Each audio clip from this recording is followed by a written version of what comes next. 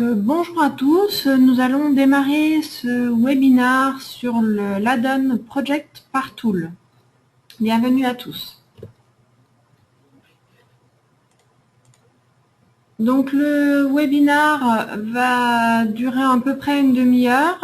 Je vais faire une présentation de l'outil et de la société pendant à peu près 20 minutes et je vous laisserai du temps à la fin pour poser et répondre à toutes vos questions. Donc, dans l'interface du webinaire, vous avez en bas de la fenêtre une zone où vous allez pouvoir écrire vos questions tout au long du déroulé du webinaire. Par contre, je n'y répondrai qu'à la fin. Donc, nous allons faire une rapide présentation de la société TeamSquare. On verra ensuite la démonstration de l'outil et je répondrai à vos questions.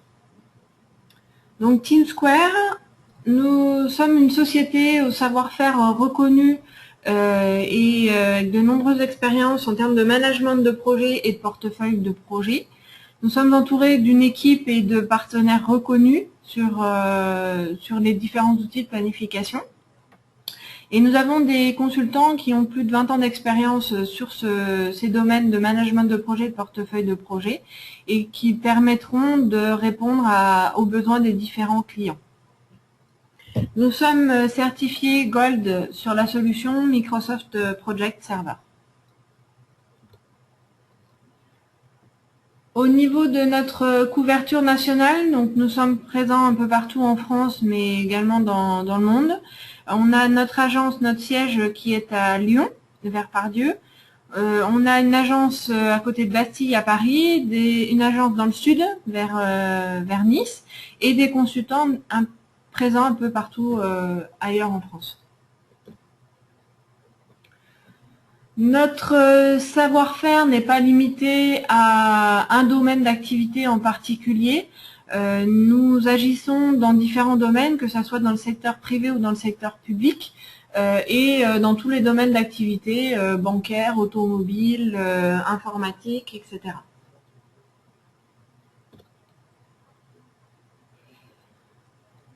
Donc nous allons démarrer avec l'outil Project Partool. Donc cet outil est un add-on disponible dans Project Professional. Il va être utilisé pour simplifier la gestion et l'utilisation des modèles de planning dans Project Pro et dans Project Server et va aider à formaliser les processus de l'entreprise. Donc c'était pour répondre à des besoins chez les clients qui revenaient fréquemment. Le besoin de recenser et d'identifier sous forme de modèle les différents processus des entreprises.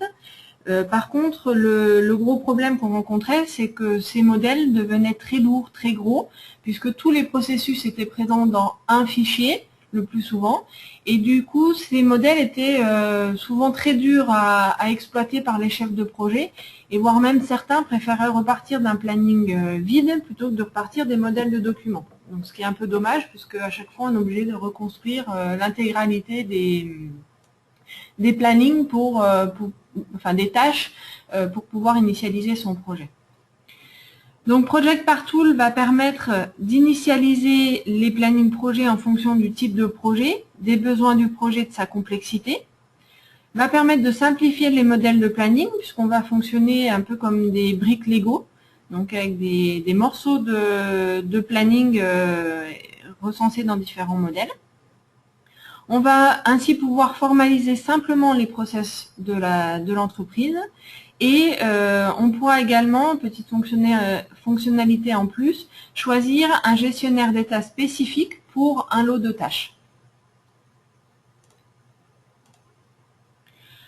Donc nous allons démarrer la démonstration de l'outil Project Partool pour vous montrer les différentes fonctionnalités. Donc je vais basculer sur Microsoft Project Pro.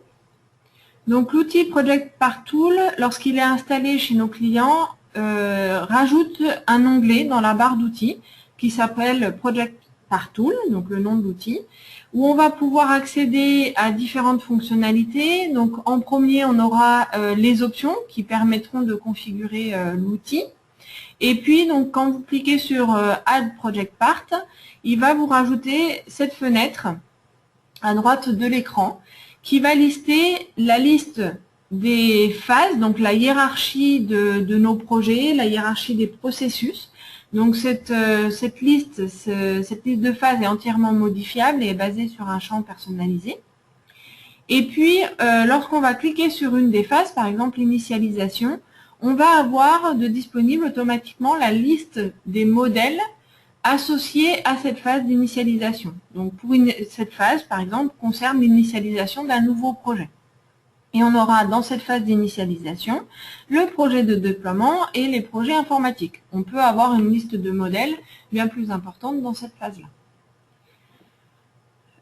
Lorsque je veux donc rajouter un modèle, j'ai juste à double-cliquer sur ce modèle et automatiquement les tâches qui sont présentes dans ce modèle vont se rajouter dans mon planning. Donc je vois ici que dans le projet de déploiement, j'ai la phase avant-projet, le démarrage du projet, la conception, la fin de phase, l'exécution, le déploiement, la clôture et la fin de projet. De cette liste de tâches, donc ça peut me permettre d'initialiser juste mon projet avec les tâches importantes, les phases importantes de mon projet. Je veux ensuite compléter ce modèle. Donc par exemple, dans la phase conception, je vais détailler un peu plus cette phase en rajoutant d'autres étapes.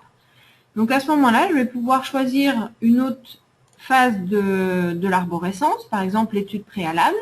Cette fois-ci, je n'ai qu'un seul modèle dans cette étape-là. Et juste en double-cliquant sur ce modèle, le modèle va être intégré automatiquement là où j'avais positionné mon curseur dans mon planning. À ce moment-là, cette liste de tâches, je vais pouvoir l'incrémenter, la positionner là où je veux. Donc par exemple, le lot 1, je veux l'incrémenter sous la phase de conception. Donc je la décale d'un niveau et automatiquement, la phase de conception devient une phase de synthèse.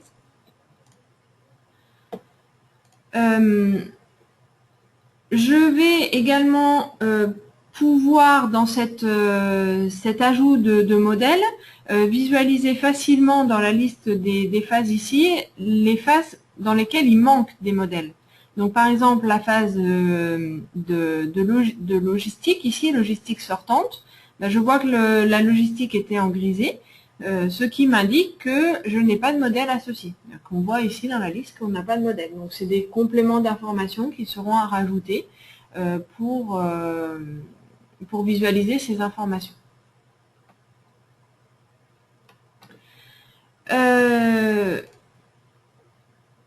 Ensuite, donc je peux par exemple rajouter dans la phase d'exécution de la partie déploiement un détail d'activité. Donc je retourne sur déploiement et je vais rajouter ma phase de déploiement. Donc dans déploiement, j'ai formation, accompagnement, mise à jour de la documentation. Je l'incrémente d'un niveau pour que ma phase de déploiement devienne une tâche de synthèse et je constitue mon planning comme ça très facilement en quelques clics. J'ai juste ensuite à sauvegarder mon projet pour pouvoir le publier et le diffuser auprès des personnes impactées. La dernière fonctionnalité de Project Part Tool va être la possibilité de modifier le status manager sur une partie du projet. Donc si par exemple je suis responsable d'une partie du projet, mais je veux donner la responsabilité à un autre chef de projet dans mon planning, je vais pouvoir le faire. Donc toujours le même principe, je sélectionne la zone où je veux rajouter mon modèle. Je choisis dans l'arborescence le modèle que je veux rajouter. Donc ici, je me mets en fin de projet, donc ça va être la phase de bilan. Et dans la partie du haut, ici, j'ai la zone Status Manager, donc qui était jusqu'à maintenant vide, et dans laquelle je vais pouvoir, en cliquant sur la petite flèche, choisir dans la liste un Status Manager sur cette phase de bilan. Donc par exemple, je vais affecter Nadia Chandou. Je vais insérer mon modèle. La liste des tâches va être automatiquement rajoutée dessous ma phase fin de projet. Je vais donc l'incrémenter d'un niveau. Et puis, pour que ce changement de status manager soit pris en compte, je dois publier mon projet. Et lorsque la publication sera effectuée, donc ça c'est intégré dans le développement, il va me mettre un message pour m'indiquer que pour que le status manager soit pris en compte, il faut que je ferme le projet et qu'il le réouvre automatiquement. Donc on voit l'avancement toujours de la phase de publication en bas. Et dès que la publication sera terminée, le message va apparaître automatiquement pour que je ferme mon projet ou pas, hein, si j'ai des autres modèles à rajouter. Donc voilà le message. Si je clique sur non, donc le projet va rester ouvert et le changement de status manager sera opéré seulement à la prochaine publication, à la prochaine réouverture du projet. Si je clique sur oui, automatiquement, il va me fermer mon projet et me le réouvrir tout seul. Et je vois sur la partie de fin de projet que c'est Nadia Chandoul qui a été affectée comme status manager sur les tâches de fin de projet.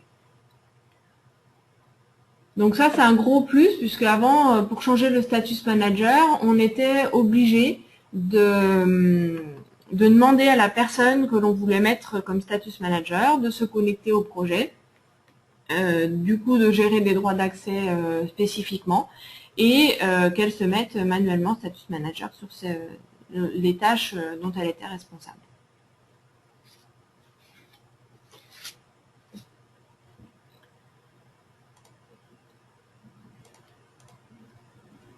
Donc en conclusion, Project Partool, donc c'est un add-on indispensable si vous avez besoin de simplifier la gestion des modèles de planning de projet, pour aider les chefs de projet à construire leur planning avec uniquement les éléments dont ils ont besoin et qui ne soient pas obligés de repartir avec un modèle de projet qui fait 1000 lignes et qui est difficile à exploiter. Qui permettra également de formaliser et d'utiliser facilement les processus de l'entreprise et d'attribuer la gestion d'un lot ou d'une phase à un autre chef de projet facilement sans avoir à gérer une sécurité spécifique ou à gérer des droits spécifiques. Donc j'en ai terminé avec la démonstration. Je vais maintenant laisser place à vos questions et y répondre immédiatement. Donc j'ai une première question qui est comment est constituée la liste des status managers. Donc la liste des status managers, elle est basée sur un groupe de sécurité. Donc on va définir un groupe de sécurité qui sera renseigné en fait dans les options de Project Partool. Donc ici, on choisit le groupe de sécurité sur lequel on veut baser la liste des status managers disponibles. Donc après, il faut bien sûr que les status managers aient les droits suffisants pour pouvoir ouvrir le projet dans Project Pro et modifier les tâches, accepter les mises à jour, etc.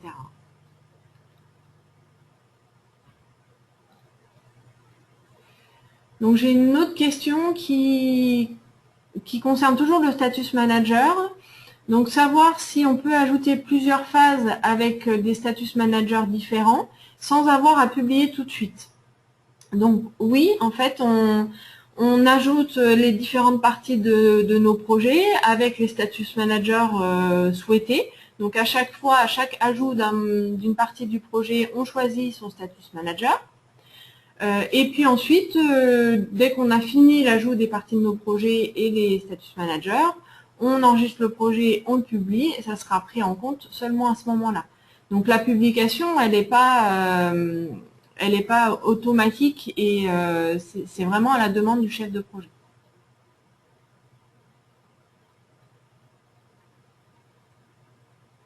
Donc on a une troisième question, donc toujours sur le status manager, donc savoir comment est informé le status manager que l'on a choisi du fait qu'il est status manager d'une partie du projet. Donc là, il n'y a pas aujourd'hui de message automatique qui est envoyé à la personne. Par contre, souvent dans la sécurité, on indique que le status manager, que toute personne qui est status manager peut visualiser le projet. Donc ça va automatiquement rajouter ce projet-là dans la liste des projets de la personne concernée. Après, cet outil, c'est une première version qu'on propose. On prend en compte vos demandes et c'est des choses qui peuvent être rajoutées dans une prochaine version. Par exemple, d'avoir un mail qui soit envoyé automatiquement au status manager pour lui indiquer qu'il a été rajouté sur certaines tâches. Donc ça, c'est des évolutions qui sont entièrement envisageables. Donc, au niveau une dernière question donc, sur la version Project Pro qui peut utiliser cet add-on. Donc aujourd'hui, cet add-on est disponible dans Project Pro 2010 et dans 2013. Et on peut même l'utiliser avec un Project Pro standard, hein, puisqu'il prend en compte les modèles. Donc on n'est même pas obligé d'être connecté à un serveur.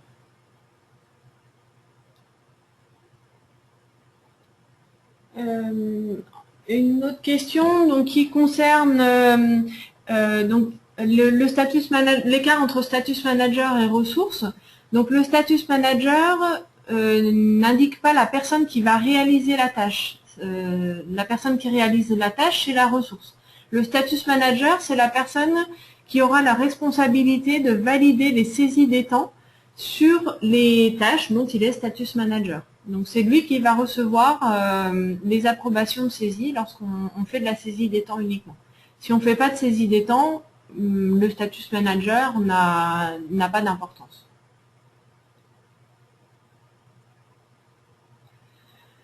J'ai une autre question donc, qui concerne la modification des templates. Donc la création des templates se fait de la même façon qu'on le faisait auparavant. Donc on crée son planning et lors de l'enregistrement, on choisit de l'enregistrer comme étant un modèle. Et le fait qu'il soit présent dans une partie de l'arborescence spécifique, c'est un champ personnalisé qui a été créé au niveau de l'environnement et qui permet de dire que, basé sur ce champ personnalisé, le modèle appartient à telle phase. Donc un modèle que l'on a créé et qu'on n'a pas associé à la bonne phase, ou si ça change d'organisation dans le projet, on peut parfaitement modifier le modèle, changer la valeur du champ personnalisé, et puis réenregistrer ce modèle à nouveau pour que la mise à jour soit prise en compte. Donc quand on enregistre les modèles, on peut parfaitement créer ces modèles. Et si on veut voir les niveaux d'arborescence et les voir dans l'arborescence ici, il suffit de cliquer sur le bouton Refresh Data. Et à ce moment-là, les données seront automatiquement mises à jour dans l'arborescence et dans la liste des modèles disponibles. Donc on n'est pas obligé de fermer Project pour voir cette liste de modèles mise à jour.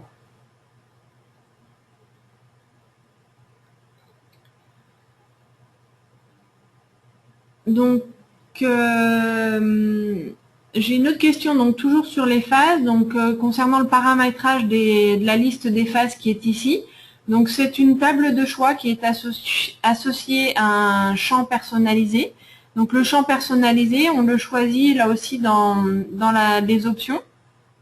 Donc on définit ici que les phases la liste des phases sont basées sur le champ que j'ai appelé ici ppt underscore phase. Donc c'est comme ça qu'est décrite les phases. Donc si on veut rajouter des phases ou modifier les noms, on va modifier la table de choix, on rafraîchit notre liste et les modifications sont prises en compte. Alors j'ai une autre question liée à la sécurité. Donc est-ce qu'on a besoin d'être administrateur pour créer des modèles? Alors pas forcément, en fait, tout dépend de la sécurité qui est mise en place. C'est un droit qui est à donner dans les groupes de sécurité, le droit de créer des modèles. Donc après, nous on conseille plutôt de limiter quand même le nombre de personnes qui créent les modèles, sinon on risque de se retrouver avec énormément de modèles qui seront peut-être similaires. Donc on conseille plutôt qu'il y ait quelqu'un qui centralise un peu, 2-3 personnes, qui centralise la création des modèles pour s'assurer qu'on n'ait pas de doublons dans les modèles proposés.